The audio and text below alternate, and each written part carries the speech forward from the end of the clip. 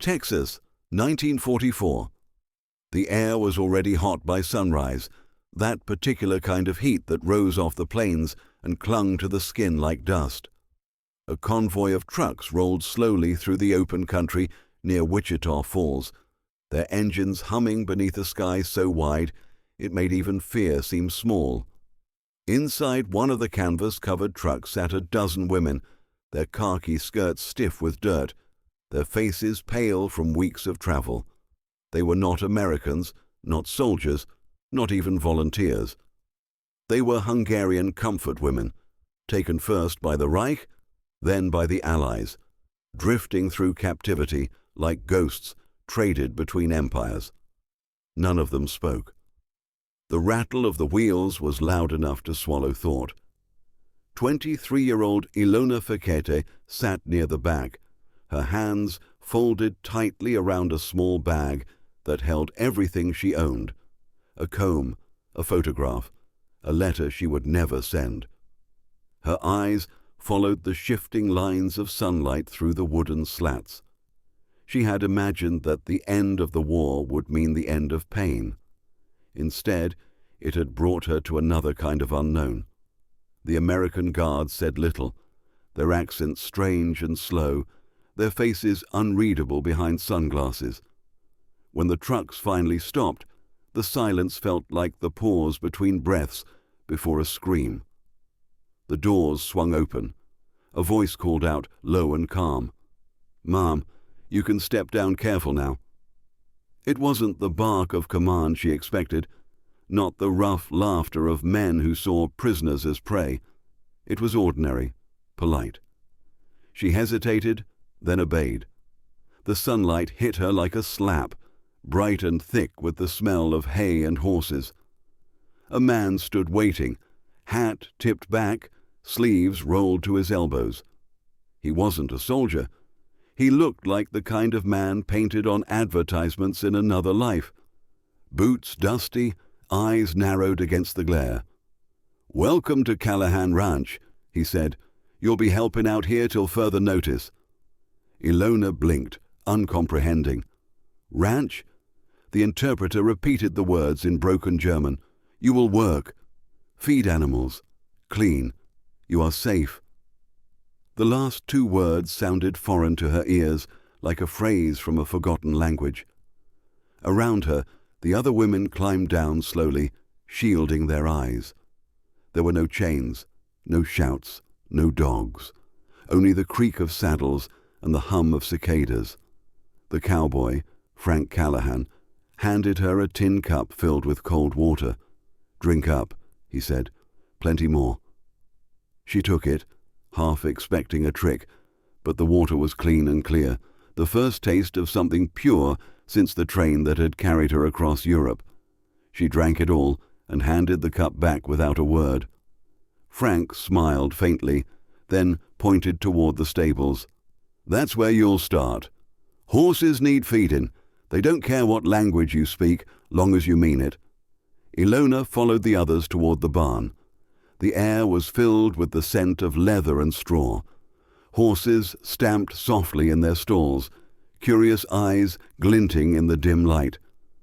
One of the ranch hands, a freckled boy no older than 20, showed them how to scoop grain, how to brush the coats in long, even strokes. It was work, but it was work that made sense. After months of chaos, the rhythm of it felt almost holy. At midday, they were led to a mess hall, a wide porch with wooden tables overlooking the fields. Plates of food waited, cornbread, beans, coffee, even slices of peach. The women stared at it as if it were gold. "Eat," said one of the soldiers. "You earned it." The first bite brought tears to Ilona's eyes. She thought of the rations she'd eaten in Budapest, of the endless hunger that had hollowed her friends' faces. Here, in the middle of nowhere, her enemy fed her better than her own country ever had. That night, she lay in a narrow bunk inside a simple wooden barrack, staring at the ceiling. Through the open window came the sounds of crickets, the distant lowing of cattle. the occasional burst of laughter from the ranch hands outside. She waited for the cruelty that must surely come. It didn't. No one came for her in the dark. For the first time in years, she slept without fear. Days turned into weeks. The women were assigned to different chores, some in the kitchens, some in the fields, some with the livestock. Frank Callahan kept his word. They were treated fairly. He worked beside them, showing how to mend fences, how to tie knots, how to read the moods of the animals. When a horse spooked, he didn't curse or strike it. He spoke to it softly, waited until it calmed. Ilona watched, fascinated. In her world, authority had always come with shouting and pain. Here, power was quiet, patient. One morning, Frank led the women to the corral. "Time to learn to ride," he said. The interpreter frowned, unsure he'd heard right. The women murmured in disbelief. Ride? Prisoners on horseback? But Frank only laughed. "Can't help us with the cattle on foot." The first attempts were chaos. Horses danced and bucked, women shrieked and clung to the reins. Dust rose in clouds, but the cowboys were gentle teachers, steadying them, guiding them, laughing when the fear turned into clumsy joy. Ilona's horse was a grey mare with a white blaze down her nose. The animal's strength frightened her at first, but slowly she found balance. The movement under her was alive, fluid, a conversation rather than a command. When she finally managed to ride a full circle without losing her seat, Frank tipped his hat. "You're getting it, Miss Fekete." That evening she sat by the fire with the others, their hair still smelling of dust and sweat, their faces glowing in the orange light. One of the cowboys strummed a guitar. The melody was unfamiliar but gentle. Without thinking, Ilona began to hum a Hungarian folk song her mother used to sing. The music floated into the night. The cowboy listened, caught the tune, and joined in, matching her rhythm. For a moment, the war, the pain, the miles between languages, all of it dissolved. There was only the song, two voices threading through the darkness. Later, as the women returned to their barracks, Ilona paused at the doorway and looked back at the fire. The cowboys were still laughing softly, passing around a pot of coffee. None of them looked like monsters. None of them seemed capable of the cruelty she had been warned about. She whispered in Hungarian, "Maybe the world is bigger than what we were told." The next morning brought work again, feeding, mending, hauling. But something had shifted. The fear had lost its edge. Even the guards had begun to relax, their rifles slung casually over their shoulders. The women spoke more freely now, exchanging words in broken English learned from their teachers. "Coffee," they'd say, or "good morning," and the ranch hands would grin and reply, "Howdy." When the mail truck arrived from the main camp, each prisoner received a single sheet of stationery. They were told they could write home. Ilona sat on the porch that evening with a stub of pencil, staring at the blank page. What could she possibly say?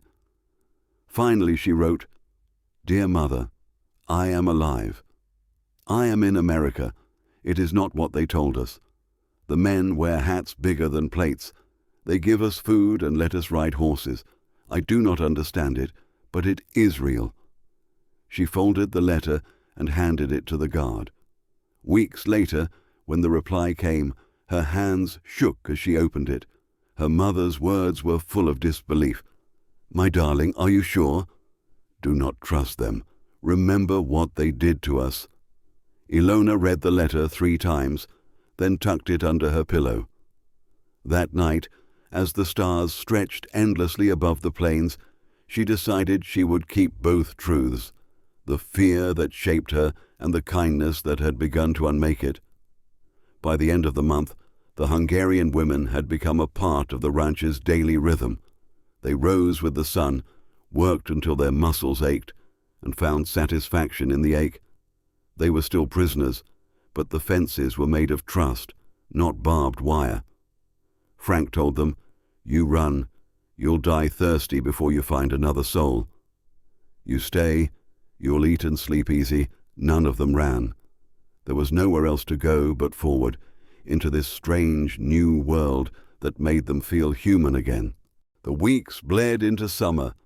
The heat came down heavy and constant, the kind that turned sweat into dust before it ever reached the ground. The sky never changed, a blue so wide it dared anyone to measure it. The Hungarian women worked beneath that sky until the rhythm of ranch life became muscle memory. Feed the horses at dawn, haul water from the troughs, mend what broke, and eat what you earned. The old instincts of captivity, the flinch, the guarded glance, the waiting for a voice to turn cruel, began to fade. What replaced them was not freedom exactly, but something close enough to taste. Frank Callahan kept his word. He treated them not as burdens, but as hands he could rely on. He had a way of talking that made even orders sound like conversation. When Ilona's horse limped one morning, Frank crouched beside the animal and showed her how to clean and wrap a hoof.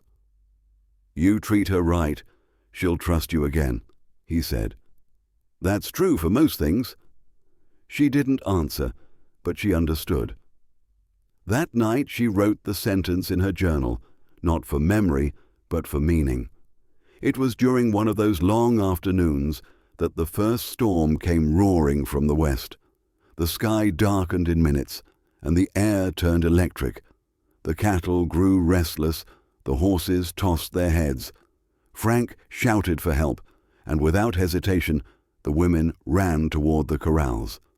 There was no order, no command, just movement. Ilona mounted her mare and joined the cowboys in driving the herd toward shelter. Lightning split the horizon, and rain came down in thick sheets. The mud clung to her boots, and the wind tore at her hair, but she kept riding, shouting above the storm. By the time they got the last steer penned, she was soaked to the bone and laughing.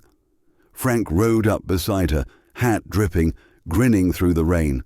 "Didn't figure y'all for cowgirls," he said. "Guess I was wrong." The men cheered, and someone began to hum a tune over the thunder.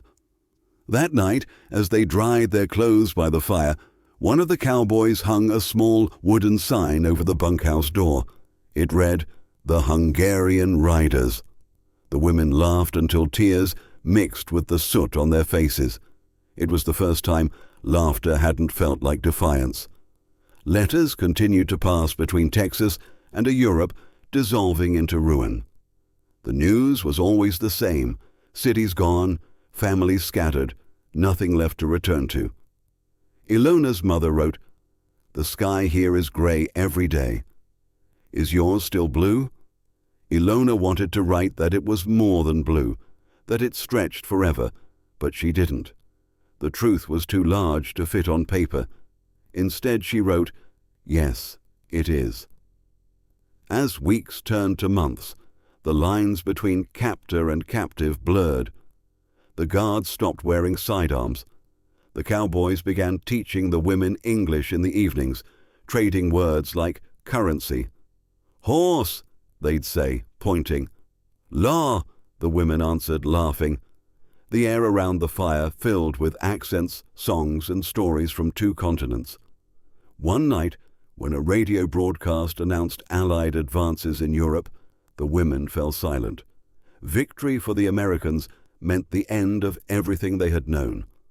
Frank noticed their silence and said quietly, "War's got a way of ending whether anyone's ready or not." By autumn, the Texas fields had turned golden. Cotton wagons rolled through the dust, and the smell of harvest filled the air.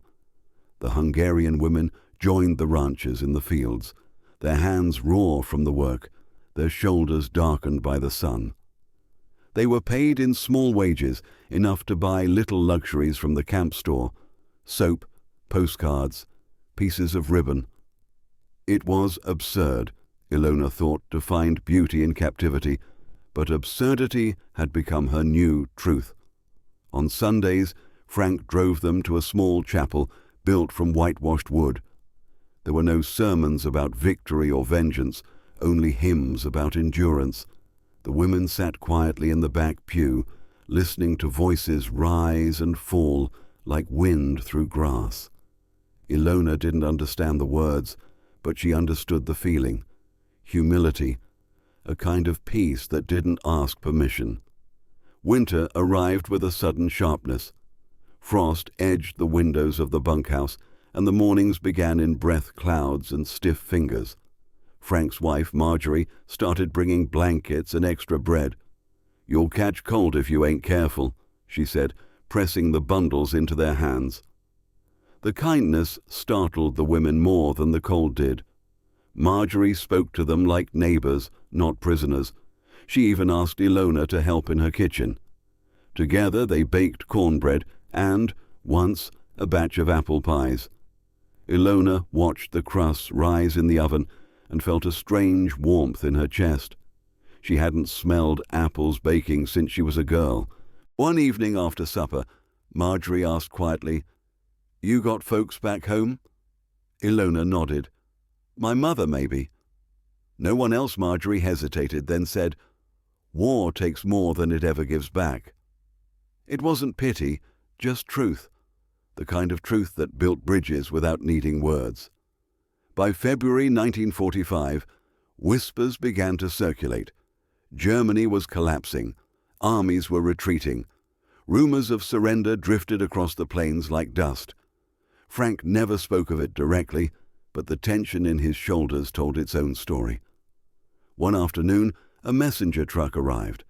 The driver handed Frank a newspaper and saluted. Frank read the headline, then folded the paper and carried it to the barn. "Ladies," he said, voice steady but soft, "it's over.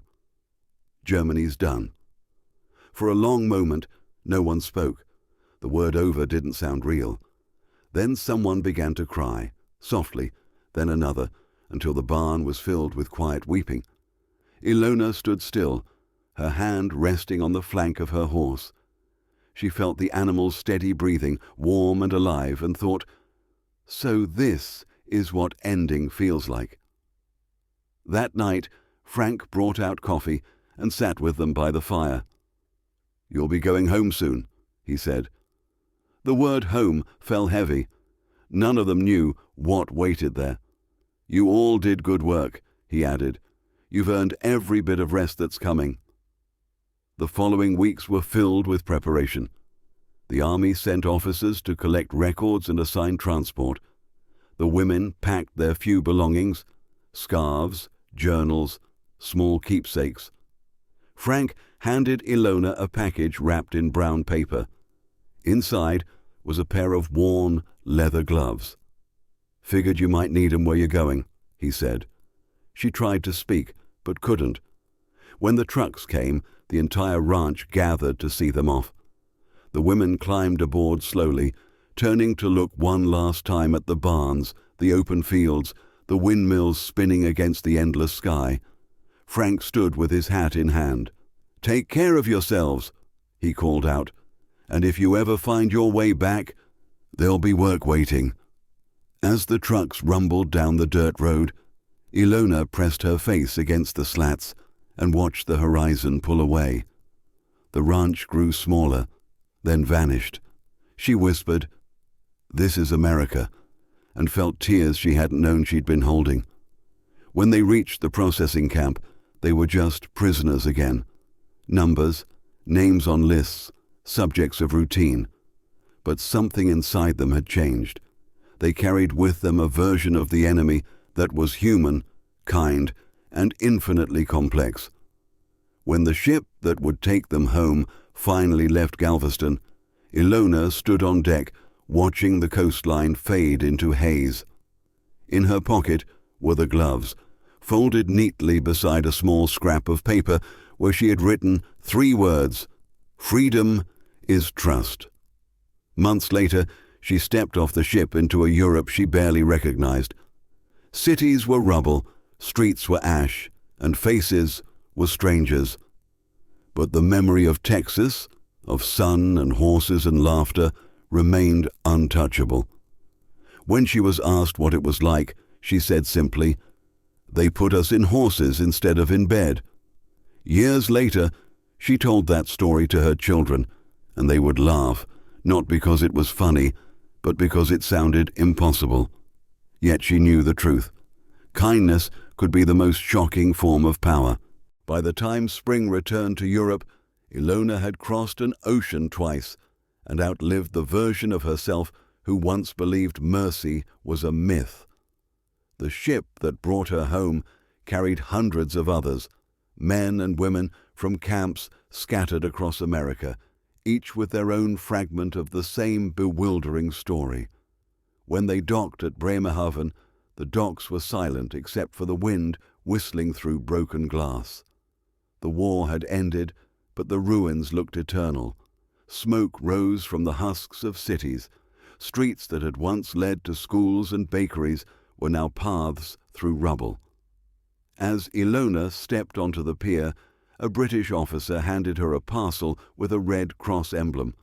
Inside were chocolate bars, canned meat, soap, and a small note in English she could barely read. "Welcome home."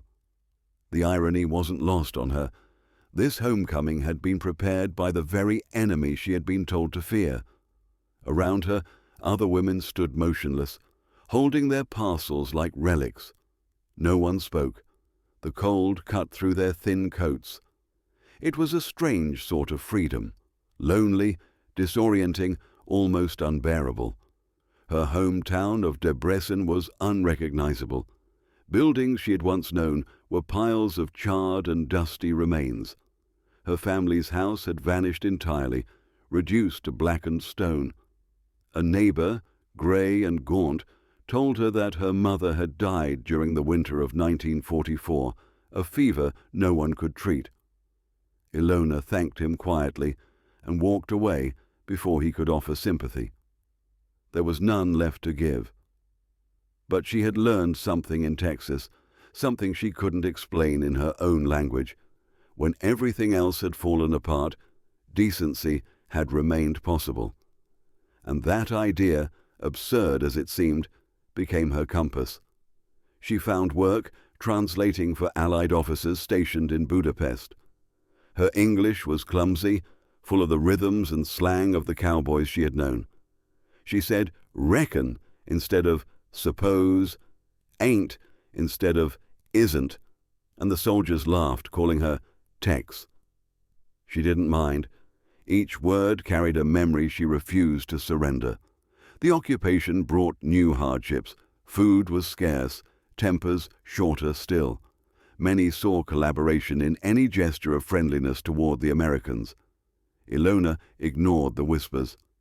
When she saw an Allied driver struggling with a broken truck, she offered to help. "You'd do better than half our mechanics," he joked. She smiled faintly. "I learned from men who fix fences with their hands." The driver didn't understand, but that was fine. The people who mattered were an ocean away. In 1947, she moved to Budapest permanently, taking a small apartment near the Danube. She filled it with plants and photographs of wide skies clipped from old magazines. The river reminded her of the plains, constant, indifferent, yet somehow comforting. On Sundays, she baked bread and thought of Marjorie Callahan and the smell of apple pies. When she could, she wrote to the ranch, though she wasn't sure the letters ever reached Texas. She addressed them simply, Frank and Marjorie Callahan, Callahan Ranch, Texas, USA. In each one she thanked them, not just for kindness but for showing her that humanity could survive ideology. In 1948, an American cultural organization invited her to speak at a women's conference in Stuttgart. The theme was Rebuilding Through Understanding. She nearly refused. She had no desire to relive the past, but something in her urged otherwise. When she took the stage, the audience fell silent. She looked across the room at faces that had once been enemies and said, "I was a prisoner of war, but I was never made to feel less than human." Her voice trembled, but her words held. They taught us to ride horses when we expected chains. They called us ladies when we expected insults. I do not know if that was forgiveness, but it was something that felt close. The hall erupted in applause. Many were crying. Later, an American woman approached her, pressing her hand. "You remind me," she said softly, "that decency can outlive war." Ilona smiled through tears. "Yes," she replied, "it can even outlive memory." The years after that moved quietly. Ilona married a fellow interpreter named Andras, a kind man who had also known captivity, though in a Soviet camp. Together they built a life out of fragments. They had a daughter whom they named Marika, and Ilona taught her English before she ever learned to write Hungarian script. "You must know both languages," she told her, "one for where you are from and one for where you learned who you could be." When the Hungarian Revolution broke out in 1956, the family fled west, crossing into Austria under cover of night. From there, they were sent to a refugee center near Vienna, and within a year, Ilona received a letter with an unfamiliar return address, Texas. It was from Frank Callahan's son. Frank had passed away, he wrote, but his parents had often spoken of the Hungarian women who came to their ranch. The letter ended with an offer. "If you ever make it back to America, there's always a place here for you." In 1958, Ilona and her family arrived in the United States. The ship that carried them up the Gulf looked almost identical to the one that had taken her away. She laughed when she realized she was coming back to the same shore as before, only now by choice. They settled in San Antonio, not far from the Callahan Ranch. The first time she stepped off the bus and smelled the dry heat, she felt something inside her settle. The land hadn't changed. It still smelled of dust, hay, and freedom. She found work in a small bakery downtown. The owner, an old German immigrant, taught her the trade properly. Within a few years, she opened her own shop, Ilona's Pastries, where the glass cases filled daily with strudel, collar cheese, and pecan pie. Locals came to love the strange blend of Texas and Hungarian flavors. Above the counter hung a single photograph, framed in dark wood. A young woman in a broad Stetson hat, smiling awkwardly beside a tall rancher. Beneath it, a simple inscription read, "From prisoners to neighbors." When customers asked about it, Ilona would smile and say, "That man taught me what freedom means." Sometimes she told the full story, though more often she just poured coffee and said, "Texas took strangers and made them people again." Her daughter, growing up among sugar and flour, learned the story by heart. Years turned to decades. The bakery became a neighborhood landmark, the kind of place where veterans gathered for coffee and children came for cookies shaped like horseshoes. Every so often, a visitor would walk in speaking German or Hungarian, eyes lighting up at the old accent in her voice. Once, a man with a cane told her he had been a guard at a nearby camp during the war. He looked ashamed. "We didn't know," he said. Ilona reached across the counter and took his hand. "Most of us didn't," she replied, "but we learned." By the 1980s, her hair had turned silver and the Texas sun had left faint lines across her face. She still rode horses on weekends, though slowly now. The Callahan Ranch had passed to Frank's grandchildren, who treated her like family. When she visited, they greeted her with laughter and stories of the old days. Once, one of them asked, "Do you ever regret coming back?" She shook her head. "You don't regret finding the place where you stopped being afraid." In 1987, Ilona passed away quietly in her sleep. The town turned out for her funeral. Cowboys, bakers, old soldiers, and children all stood under the same wide sky she had once crossed as a captive. On her headstone were the words she had written long ago in her journal: "Freedom is trust." Long after her passing, historians rediscovered the stories of foreign prisoners who had worked on American ranches during the war. They found diaries, letters, and photographs, proof of a quiet miracle that had unfolded far from the front lines. Some called it the Texas experiment, but Ilona's family knew it by another name: Grace. Today, her bakery still stands, run by her granddaughter, who tells customers about a young woman from Hungary who came to America in chains and learned to ride a horse. She ends the story the same way every time, with a smile that echoes her grandmother's and a simple truth: sometimes the greatest victory is not in winning a war, but in refusing to become what the war expects you to be. If you've stayed with Ilona's story till now, carry it forward. Let it remind you that mercy is not weakness, and kindness is never wasted.